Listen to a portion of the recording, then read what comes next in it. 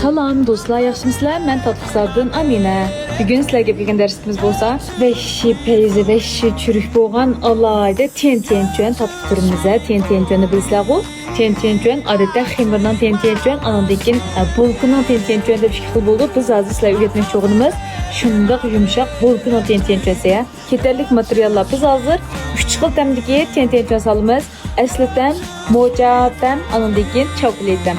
Bunda bo'lsa oldi bilan aslidanni sevalaylik. Tuxum 55 gram, tangfin 20 gram, shakar 15 gram, tuz 0.15 gram, powderfin 3 gram, difin 50 gram, limon po'sti 0.15 gram, kaldırmayı 40 gram, süt 15 gram.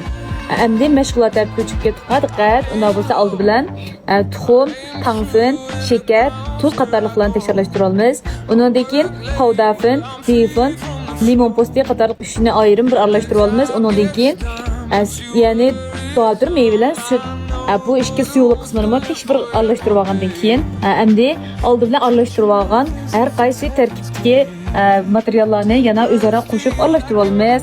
Buni endi asl tamda yaqib oldik. Endi ikkinchi bo'lib mo'cha tamda yaqib olamiz. Bu yaqib olgan umachalatdagi bu ten-ten-chön materialimizni, ya'ni umuchimizni siqish xaltasi qochilib olamiz. Endi keyin mo'cha tamga keldik. Oldi bilan yana tuxum 55 gram, tangfin 20 gram, shakar 10 gram, tuz 0.15 gram, powderfin 3 gram, difin 50 gram, mo'chafin 1 gram, kaldırmayı 40 gram, süt 15 gram. Yana oldi bilan shu mashg'ulot oldiki o'xshaydi. Oldi bilan yana tuxum, tangfin, shakar, tuz qatorliqlarni bir aralashtirib olamiz. Undan keyin powderfin, difin, mo'chafin qatorliq un tarkib qismlarini bir aralashtirib olamiz. Undan keyin kaldırmayı, undan keyin sütni bir aralashtirib olgandan keyin har qaysi o'zaro aralashtirib olgan tarkiblarni birdan aralashtirib mana bunday umachalat ekvasak bo'ldi. Ya'ni mo'cha tamlik ten-ten-chön umishda bo'ldi. Buni mos qishqalsida yaqib olamiz. Endi chokolat ham keldik, yana ham o'xshash. Tuxum 55 gram, tangfin 20 gram, shakar 10 gram, tuz 0.15 gram, powderfin 3 gram, difin 45 gram, kakofin 3 gram, kaldırmayı 40 gram, süt 15 gram. Tuxum, tangfin, tuz, shakar qatorliqlarni tekshirib aralashtirib olamiz. Powderfin, difin, kakofinni bir aralashtirib olamiz. Kaldırmayı süt qatorliqlarni bir aralashtirib, o'zaro aralashtirib olgan bu tarkiblarni yana bir-birisiga tekrar aralashtirib umachalat ekib olamiz. Mana shu xil tarkib umachalat bo'ldi. Endi ten-ten-chön qalbimizga oldi bilan mana bu holatda 20 holatda siqib olamiz.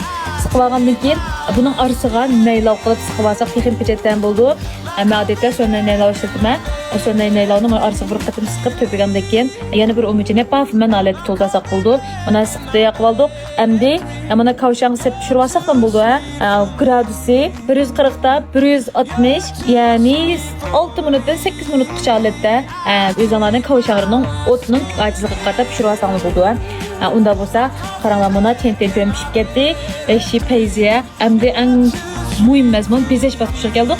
Bezash uchun buningga qora chokolad, oq chokolad, ya'ni sut chokoladlardan eritib, bularni o'zimiz yaxshi ko'rgan, o'cham chiroyli go'zal holatda ranglar tanishib rang chiqarman deb qolsak, mana shunday oq chokolad orqali har xil rangga ko'rilib, ya bo'lmasa qora chokolad orqali mishta pechet bezab chiqarsak bo'ldi. Qaranglar, ishchilari shunchalik churuk, teshillari chokoladdan va nima degan go'zallar ten-ten-chönlarimiz tayyor bo'ldi.